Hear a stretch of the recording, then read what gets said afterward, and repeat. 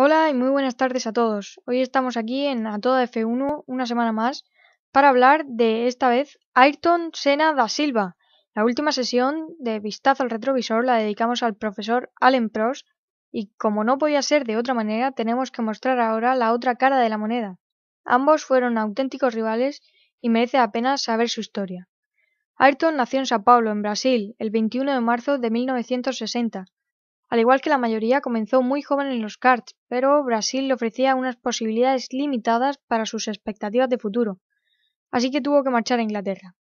Allí se le abrieron muchas puertas, entre otras categorías pasó por la Fórmula 3, de la que salió victorioso y con un halo de miradas puestas sobre él. Pudo realizar test con Williams, McLaren, Brabham y Toleman, y era de la mano de este último de Toleman de la que pudo por fin dar el salto a la Fórmula 1 en 1984. Aquel año disputaba su primera carrera en el Gran Premio de Brasil, en Río de Janeiro. En su segunda carrera ya logró su primer punto en el campeonato, pero sin duda, la actuación por excelencia aquella temporada sería en Mónaco. La carrera se disputaba en lluvia. Senna salía decimotercero y avanzaba a un ritmo atroz, adelantando sin contemplaciones a sus rivales. En la vuelta 31 rodaba segundo pegado a Alain Prost, y en la 32 Senna lo adelantaba, dando buena cuenta de su calidad. Pero la FIA paraba la carrera esa misma vuelta, en la 32, por condiciones inseguras, y dado que la última vuelta disputada por completo por todos los pilotos fue la 31, fue el orden de esta la que se estableció. Allen recuperó así el liderato y Senna tuvo que conformarse con la segunda plaza y un carrerón histórico. Era además su primer podio en la Fórmula 1. En la temporada de 1985 marchó a Lotus, logrando su primera pole y su primera victoria en el Gran Premio de Portugal con condiciones meteorológicas adversas. Esta temporada logró también otra victoria y acabó cuarto en la general. En 1986, de nuevo en Lotus, Ayrton repitió dos victorias en la temporada y finalizó también cuarto en el Mundial de Pilotos. Una de estas dos victorias fue en el Gran Premio de España, por entonces que se disputaba en Jerez, y se trata del tercer final más ajustado de la historia. Entre Senna y el segundo contendiente, que era Nigel Mansell, solo hubo 14 milésimas de segundo, es decir, para que nos hagamos una idea, unas 30 veces menos de lo que dura un parpadeo. Ahora desde luego cobra sentido la famosa frase de si parpadean se lo van a perder. Pasó otra temporada más en Lotus, este año, el 87, eso sí, se acercaba considerablemente a la lucha por el Mundial, quedando tercero. Ese año lo ganaba su compatriota Nelson Piquet. Y Senna se hacía con dos victorias más en su historial. La primera, esta vez sí, que la lograba en el Gran Premio de Mónaco. Y como veremos, no sería la última. En el 88, Senna marchó a McLaren. Era ya un piloto de prestigio, aunque le faltaba culminar.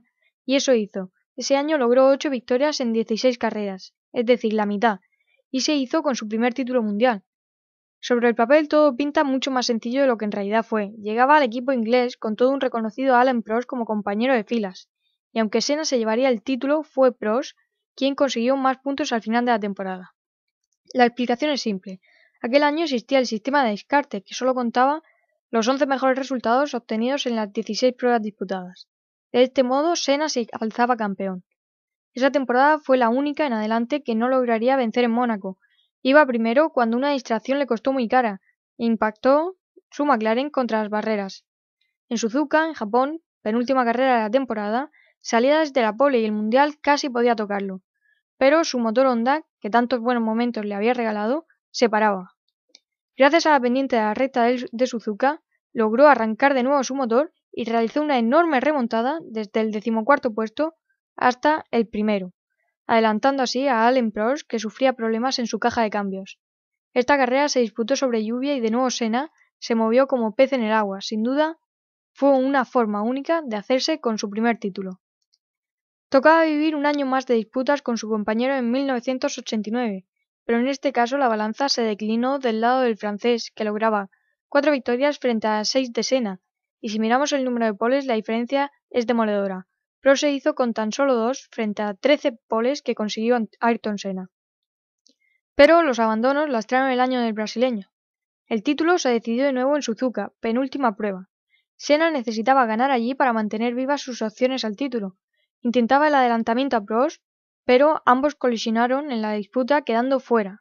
Ayrton volvió a la carrera con ayuda de los comisarios que lo empujaron a pista y además acortando la chicane.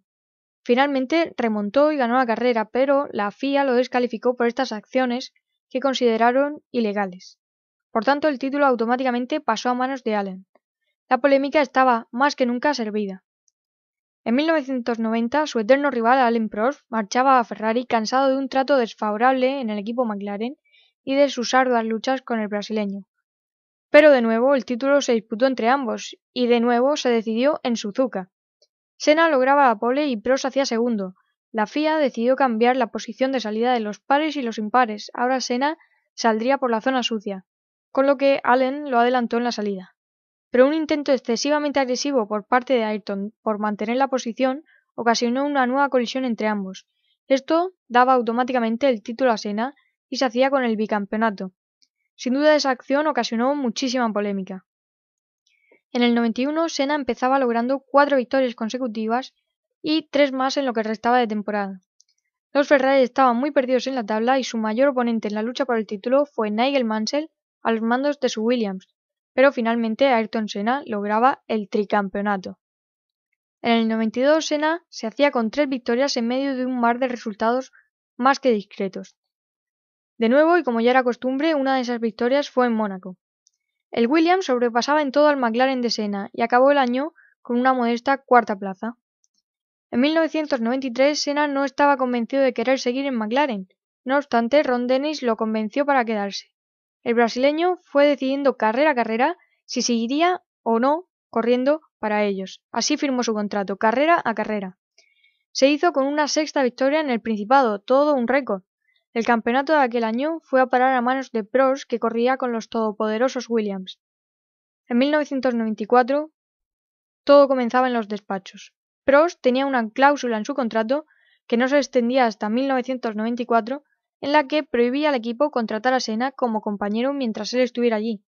Debido a que esta cláusula rescindía, decidieron traer al brasileño a Williams, el cual estaba encantado porque los Williams habían dominado el panorama años atrás.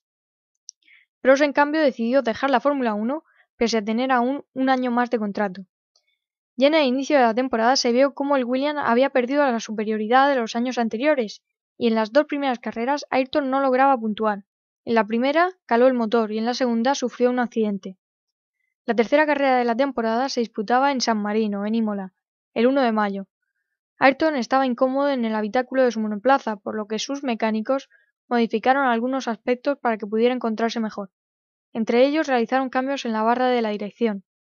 Ese día, Ayrton Senna da Silva sufrió un fortísimo accidente como consecuencia de un fallo mecánico que, como todos conocemos, le ocasionaría la muerte a la edad de 34 años. A raíz de este accidente, la FIA ha incrementado notoriamente las medidas de seguridad tanto en monoplazas como en los circuitos. Ayrton Senna es recordado por muchos como el mejor piloto que ha mordido el asfalto de un circuito de Fórmula 1. Es adorado en su país por cómo era con la gente de allí y por cómo dio ilusión a aquellos que se refugiaron en el deporte para evadirse de las difíciles situaciones que se vivían. Curiosamente, toda su carrera deportiva en la Fórmula 1 la disputó de la mano de las escuderías inglesas, como son Toleman, Lotus, McLaren y finalmente en Williams. Es de admirar el idilio que existió entre Mónaco y Ayrton. Este trazado se considera uno de los más complejos y en el que el piloto más demuestra su potencial. Allí logró nada más y nada menos que 6 victorias. Asimismo, la lluvia es otro de los factores que hacen crecer el potencial del piloto, y mientras el resto se batía en duelo con el agua, Senna daba la sensación de que corriese sobre pista seca. Así lo afirmaron muchos de los que lo vieron correr en estas condiciones. Y hasta aquí el recordatorio de Ayrton Senna, que espero que os haya gustado al menos tanto como yo he disfrutado haciéndolo. Y hasta el próximo vistazo al retrovisor. Buenas tardes.